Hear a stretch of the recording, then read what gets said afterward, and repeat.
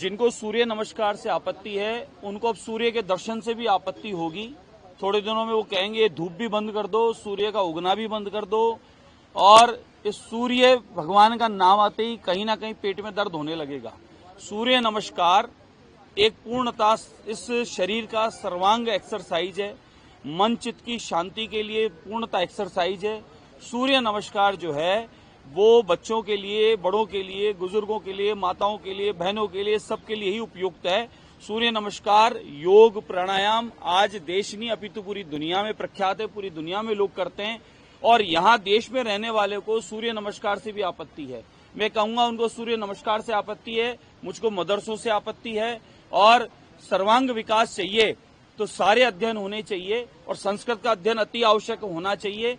इसलिए जिनके पेट में दर्द हो रहा है सूर्य नमस्कार से वो न करें, लेकिन बच्चों के विकास के लिए और हम सबके स्वास्थ्य लाभ के लिए, मन चित्त की सबकी शांति के लिए सबको योग और सूर्य नमस्कार से जुड़ना चाहिए और विद्यालयों में अनिवार्य होना चाहिए। मैं तो कहूंगा सूर्य नमस्कार के साथ साथ, प्राणायाम के साथ साथ विद्यालयों में हमारा दैनिक पंचांग, जो भारतीय कैलेंडर जिसे हम पंचांग कहते हैं, तिथि, त्योहार, उत्सव, दिवाली, होली, हम जो रोज मानते हैं, प्रतिदिन की तिथियों का, उत्सवों का हम रोज मानते हैं पंचांग से, उस पंचांग का वाचन और अध्ययन प्रत्येक विद्यालय में होना चाहिए। और अंग्रेजी कैलेंडर का भी जब हम लोग इस्तेमाल करते हैं तो भारतीय कैलेंडर हमारा पंचांग है, वो भी विद्यालयों में अनिवार्य होना चाहिए।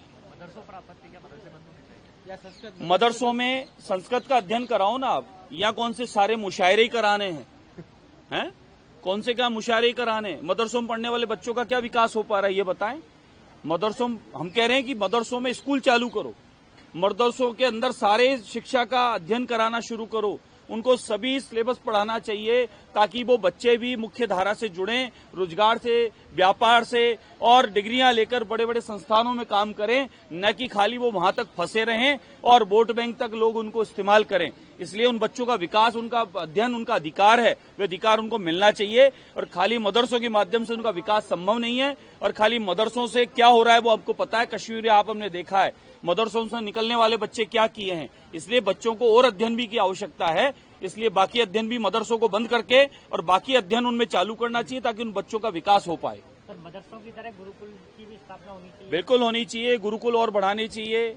और गुरुकुल की पद्धति पर अगर अध्ययन करेंगे तो ये माने हमारे जैसे ऋषि महामुनि उस जमाने के इतिहास वैज्ञानिक थे, उनके लिखे हुए ग्रंथों पर पुनः शोध हो रहा है और उनकी गणनाएं आज तक हम लोग उस पर चल रहे हैं, तो ये माने गुरुकुलों से लाभ ही होने वाला है। इसलिए मदरसों की आवश्यकता नहीं है, गुरुकुलों की आवश्यकता है। संस्कृति को बचाने के लिए संस्कृत की आवश्यकता है और उन सभी बच्चों को, पढ़ने वाले मदरसों को सभी अध्ययन उनका अधिकार है, वो भी उनकी आवश्यकता है। महाराज जी, अभी आपकी सरकार भी है, विधानसभा भी चल रही है, क्या आपको नहीं लगता कि एक तरफ जो संस्कृत विद्यालय हो या महाविद्यालय है वो मतलब क्या गुरुकुल, अब जो आपको नहीं लगता कि गुरुकुल भी खोलने चाहिए प्रदेश के अलग अलग जिलों? आप निश्चिंत रहें, ये आपका सवाल मेरा भी सवाल था, लेकिन जब सरकार आई भारतीय जनता पार्टी की और सनातन के साथ साथ संस्कृति, परंपराएं, उपनिषद, वेद, पुराण और नई टेक्निक के साथ में जमाने को आगे बढ़ना है।